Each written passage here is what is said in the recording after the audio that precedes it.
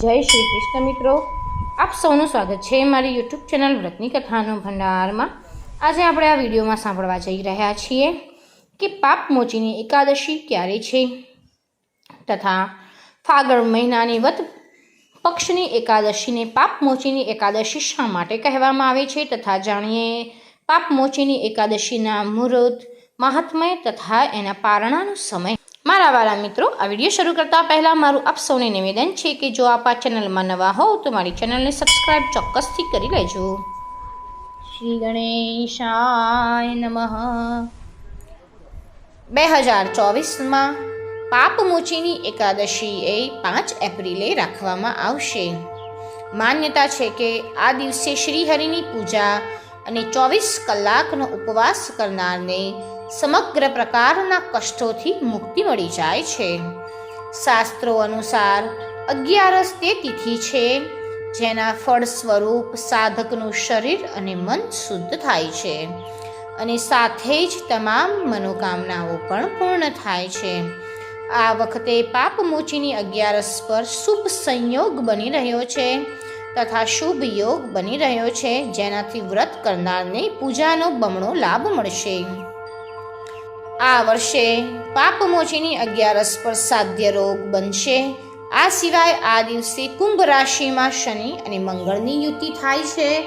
સાથે જ સૂર્ય અને શુક્ર મીન રાશિમાં એક સાથે હશે જેનાથી રાજભંગ યોગ બનશે।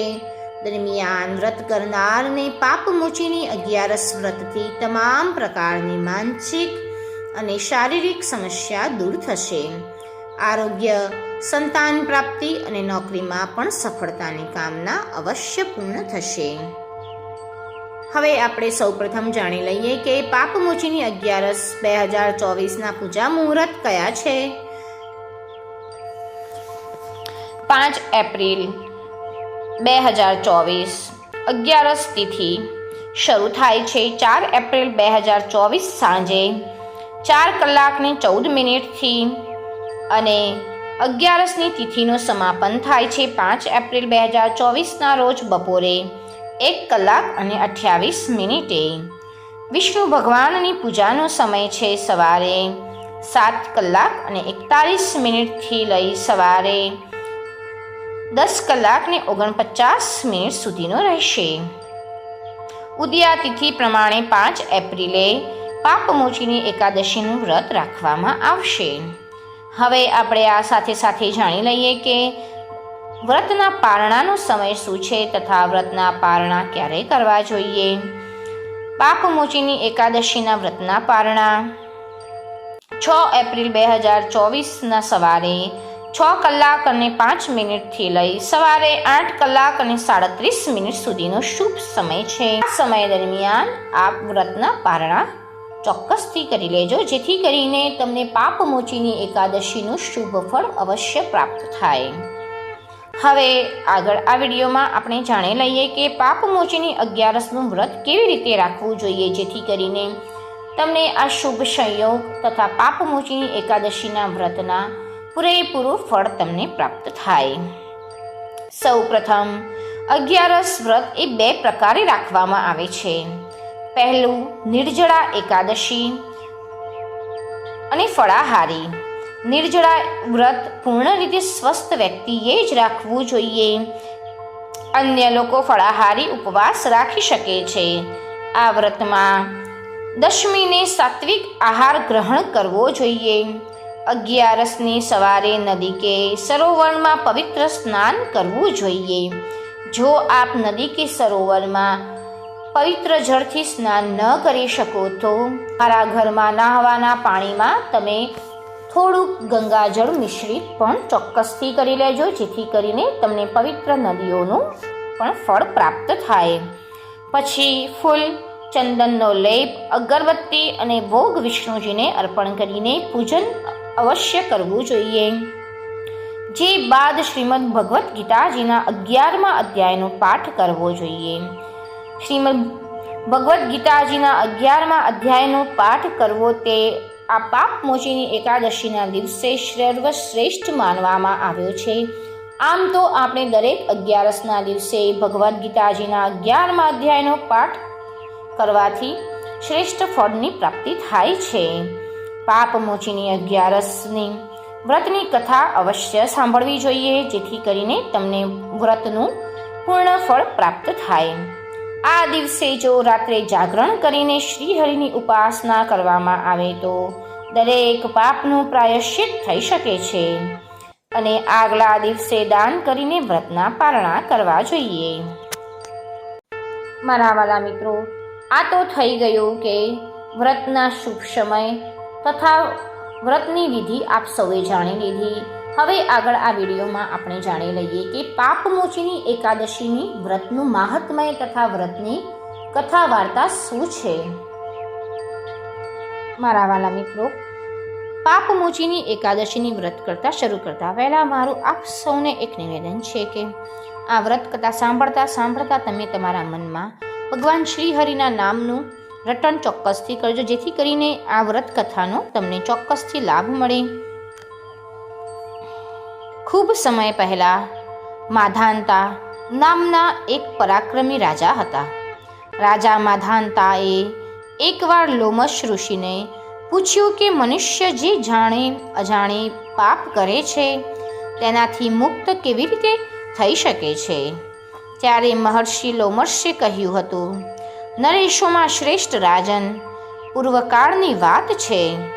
અપ્સરાઓ દ્વારા સેવિત ચૈત્રરથ નામના વનમાં કે જ્યાં ગંધર્વોની કન્યાઓ પોતાના કિંકરો સાથે વાદ્યાઓ વગાડીને ત્યાં મંજુઘોષા નામની અપ્સરા મુનિવર મેઘ આવીને મોહિત કરવા માટે ગઈ.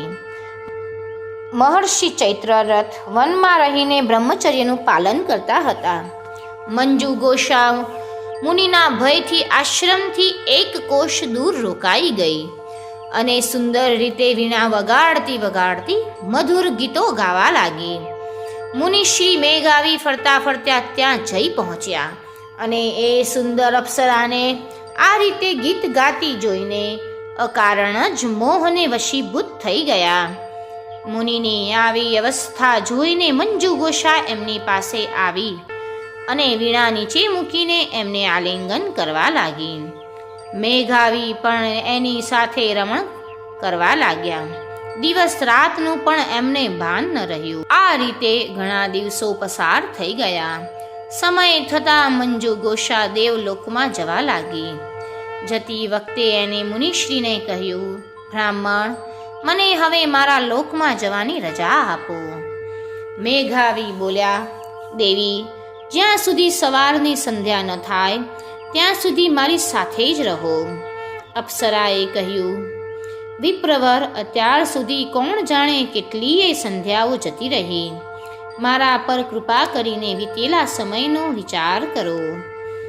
લોમશજી કહે છે, રાજન, અપ્સરાની વાત સાંભળીને મેઘાવી ચકિત થઈ ગયા.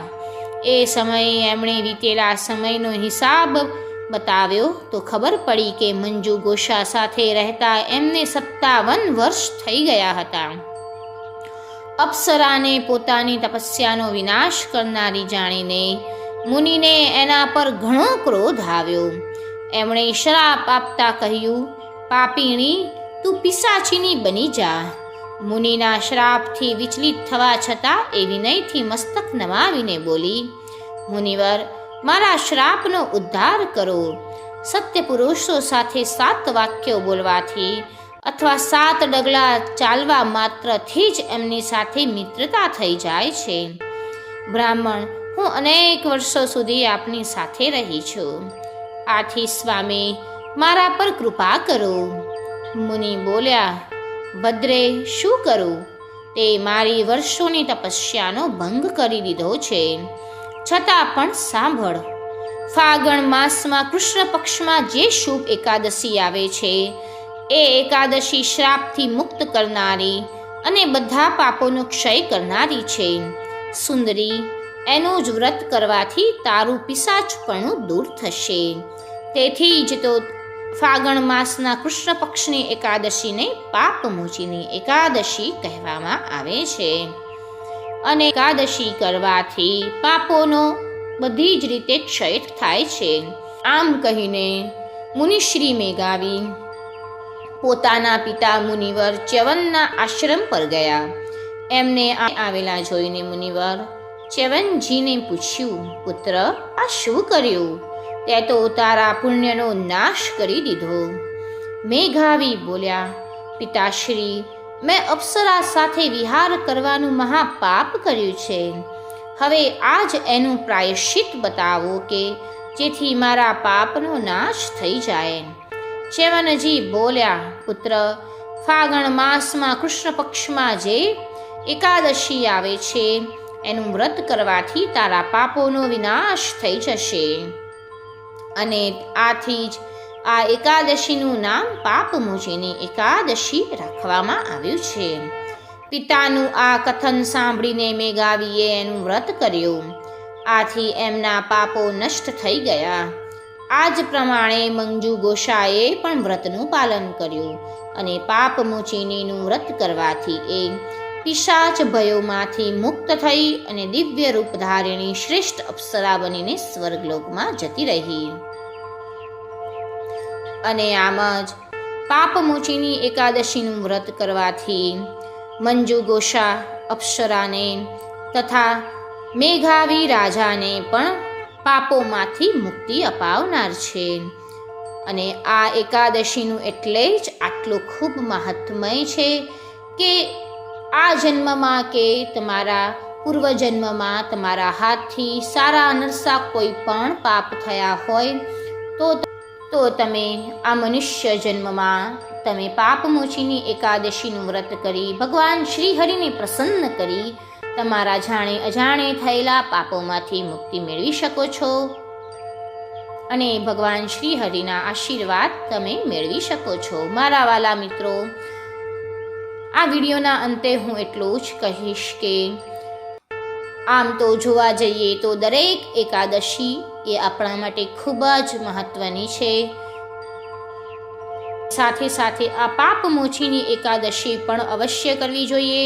શુભ મુહૂર્તમાં ભગવાન શ્રી હરિના દર્શન, તેમની પૂજા વિધિ અવશ્ય કરો અને છેલ્લે પારણા ચોક્કસથી કરો, જેથી કરીને તમને ભગવાન શ્રી હરિના વિશેષ આશીર્વાદ પ્રાપ્ત થાય અને પાપમોચીની એકાદશીના તમને શુભ ફળ પ્રાપ્ત થાય.